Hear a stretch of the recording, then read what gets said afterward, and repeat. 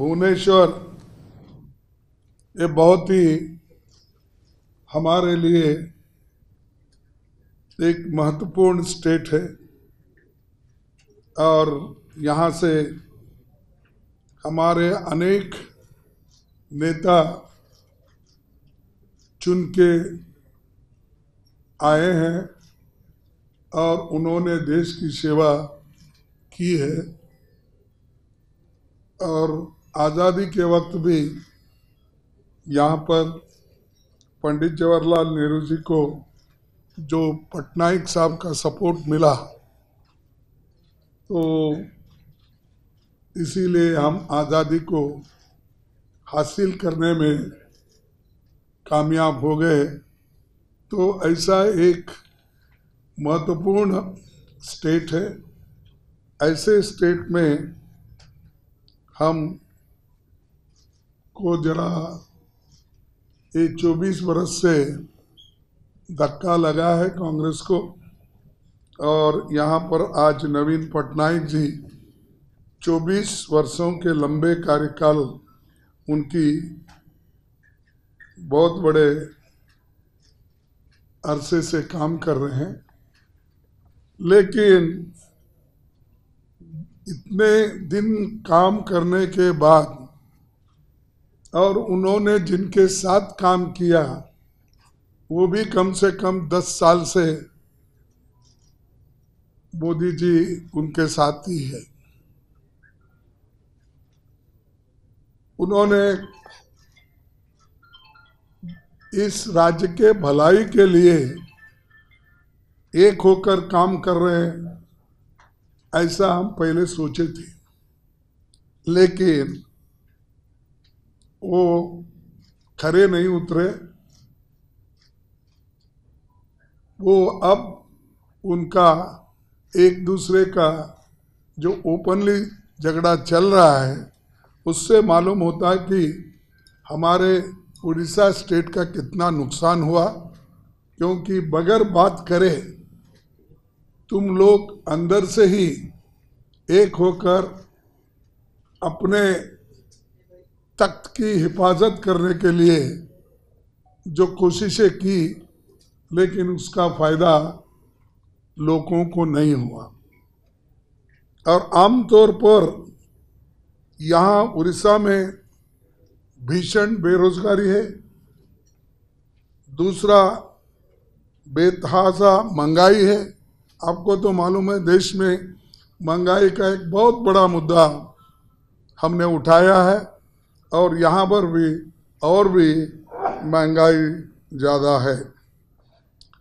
उड़ीसा की पहचान सस्ते मजदूर मुहैया कराने वाला राज्य के रूप में जाना जाता है। वो सब ये लोगों ने बना दिया। यहाँ पर इतना नेचुरल रिसोर्सेस है और यहाँ का रिसोर्सेस बाहर जाके बड़े बड़े कारखाने बनते हैं, बड़े बड़े यानी एम्प्लॉयमेंट मिलने के जो आसार बाहर होता है यहाँ पर वो नहीं मिलता।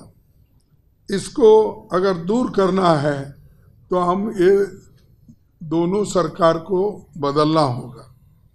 और तीसरा, खास करके ये चिटफंड और खनन घोटाले के कारण उड़ीसा सरकार की पहचान एक भ्रष्ट सरकार के रूप में है। तो इसीलिए हम जो बीजेडी को पहले वक्त जो हमने एक यहाँ के लोगों ने जो चांस दिया, शायद अब इस बार लोग देने वाले नहीं हैं और इसके लिए बीजेपी और बीजेडी दोनों बराबरी के रिस्पॉन्सिबिलिटी उनकी है। और तीसरा, युवाओं में भीषणतम बेरोजगारी तो बढ़ रही है, लेकिन इधर उन्होंने कोई ध्यान नहीं दिया। और हम अभी हमारे साथ जो नेता आए थे उनसे पूछताछ करने के बाद यहाँ कम से कम 41% ILO रिपोर्ट के मुताबिक अनएम्प्लॉयमेंट है। तो आप सबसे ज़्यादा उड़ीसा में है, तो फिर आप डेवलपमेंट क्या करें? 24 साल एक आदमी एक जगह एक स्थान पर अगर बैठता है, अपने लोगों की चिंता अगर नहीं करता, 41% अनएम्प्लॉयमेंट रखता है, और फिर भी लोगों से वो वोट पूछते हैं, तो किस मुंह से वो पूछते हैं मुझे समझ में नहीं आ रहा। और इनको साथ बीजेपी तो और भी रिस्पॉन्सिबल है, क्योंकि यहाँ के लोगों को तो एक अलग ढंग से उन्होंने बोल कर अपने मदद करने का तो छोड़ दिया, और यहाँ पर कोई मदद ही नहीं किया, सिर्फ उनके चीफ मिनिस्टर के ऊपर छोड़ दिया। लेकिन चीफ मिनिस्टर और दोनों मिलके इस अपने उड़ीसा का बर्बाद करने में इन दोनों का हाथ है। तो हम ये चाहते हैं कि हमारी सरकार, गठबंधन की सरकार, हम जो एक लड़ाई लड़ रहे हैं, ये तो लड़ाई इसके लिए है कि डेमोक्रेसी को बचाने के लिए, संविधान को बचाने के लिए, और एक होकर इस देश को रखने के लिए, और तीसरा कि जो आज कल हेट स्पीचेस करके समाज में जो डिवीजन कर रहे हैं मोदी साहब, तो उसके खिलाफ भी हमारी लड़ाई है। और ये बहुत से माइनिंग और अदर जो भी नेचुरल रिसोर्सेस है, उसकी यहाँ पर बहुत लूट हो रही है, और बड़े बड़े जो भी प्लांट्स बने, कुछ भी बने, तो पहले के हैं, इनके तो कोई इसमें हिस्सा नहीं है। तो ये मैं इसलिए कह रहा हूँ कि जब आदमी को एक अपॉर्चुनिटी मिलती है तो वो अपने राज्य के हित में काम करना चाहिए, और उसी ढंग से मोदी जी जो आज हर जगह जाके बोल रहे हैं कि मैं 400 पार सीट ले रहा हूँ। अरे 400 पार कहाँ लेते हैं? आप तमिलनाडु में हैं, आप केरला में हैं, आप कर्नाटक में 50-50 हो रहा है, और महाराष्ट्र में 50-50 हो रहा है, और आंध्रा में तुम्हारा कोई नहीं है, वहाँ पर तो जगन बैठे हैं, और तेलंगाना में ये लोग हैं। कर्नाटक, तेलंगाना, ये अपना केरला, तमिलनाडु, आप कहीं भी नहीं है वहाँ पर। और यहाँ पर जो ज़्यादा से ज़्यादा सीटें पहले हमारे इनको मिलते थे, अपना पटनायक जी को, अब यहाँ पर भी वो ख़त्म होके कांग्रेस ऊपर आ रही। कांग्रेस इसलिए ऊपर आ रही कि ये दोनों के लड़ाई में, और ये दोनों जो इस उड़ीसा को बर्बाद करने में लगे, तो लोग अब रियलाइज करें, तो वो रियलाइज करके आज कांग्रेस को वो मदद कर रहे। उसके बाद हमारी गारंटीज ये है कि मोदी साहब तो बोलते मोदी की गारंटी ये तो पक्की है, सरकारी है बोलते, लेकिन उन्होंने कभी गारंटी नहीं निभाया।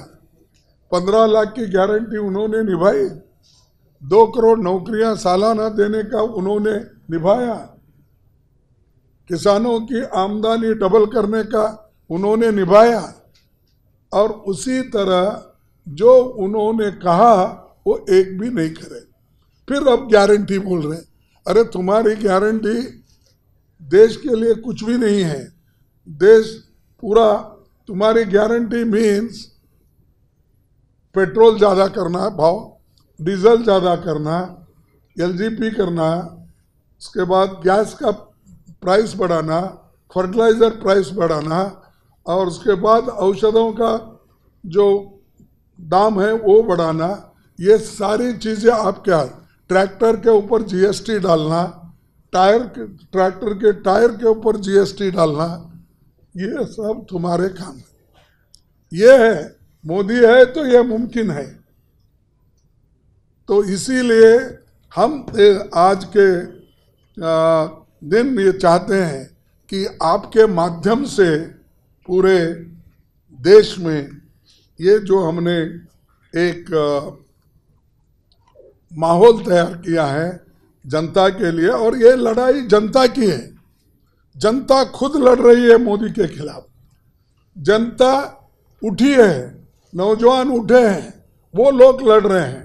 और उसी लिए तो हमने 5 न्याय और 25 गारंटी हमने तैयार की है, खास करके युवा न्याय, नारी न्याय, किसान न्याय, श्रमिक न्याय और जनगणना के आधार पर लोगों को मदद करना। और उसी लिए तो जातीय जनगणना करके लोगों को जो मदद कर सकते हैं वो करने के लिए हम कटिबद्ध हैं, हम फर्म हैं, वैसा हम पूरा करेंगे। उसके बाद में मैंने लखनऊ में कहा था कि कल, तो ये क्या है, जैसा कि हम यूपीए 2 में फूड सिक्योरिटी एक्ट लाया और उससे ही गरीबों का आज पेट भर रहा है, नरेगा का स्कीम लाया उससे ही लोगों को फायदा हो रहा है, उसी के बाद राइट टू एजुकेशन हमने लाया, उसी से बच्चों को, विद्यार्थियों को फायदा हो रहा है। ऐसे कई चीजें हैं हमने किया बगैर बोले। हम कभी नहीं बोले कि हमारी ये गारंटी है इलेक्शन में, लेकिन सत्ता में आने के बाद यूपीए सरकार 1 और 2 में सब कुछ किया।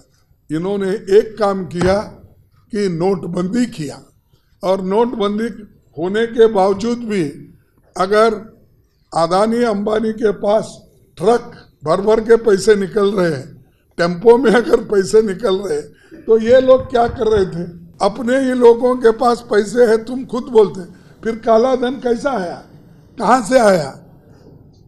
तो ये बोलते हैं, करते हैं, एक इनको कोई जनता की चिंता नहीं। इसीलिए हम 10 केजी जो 5 पहले उन्होंने घोषणा की थी, लेकिन हम इससे पहले भी 35 केजी तो हम सबको देते थे, और हमने जो शुरू किया इसमें फिर हमने एडिशन करने का सोचा, और ये 5 केजी के बजाय 10 केजी हम करेंगे, ये हमारा इरादा है, और इसको आगे और बढ़ाएंगे। जब गठबंधन की सरकार आएगी, निश्चित रूप से ये न्याय और गारंटी को हम इम्प्लीमेंट करेंगे, और ये डेफिनेटली मैं बोलता हूँ, बीजेपी की सरकार केंद्र में नहीं आने वाली है। मैं ये आंकड़े के साथ आपको बताया कि ये स्टेट में तो उनका घट रहा है, ये राज्यों में भी चलेंगे, ये राज्यों में भी उनके घट रहे हैं। अब फर्ज करो कर्नाटक में 1 ही सीट थी, हम तो वहां पर 10-12 ला रहे, तेलंगाना में 1-2 थे, अब तो हम वहां 10-12 ला रहे हैं। फिर इनके पास कौन से ऐसे आंकड़े मिले जो 400 पार? मैं समझता हूँ 200 से ज्यादा ये सीट उनको आएंगे नहीं, इनकी सरकार बनेगी नहीं, हमारी गठबंधन सरकार की बनेगी। हमारे पास उतने नंबर है उनको रोकने के लिए और सत्ता से बाहर करने के लिए।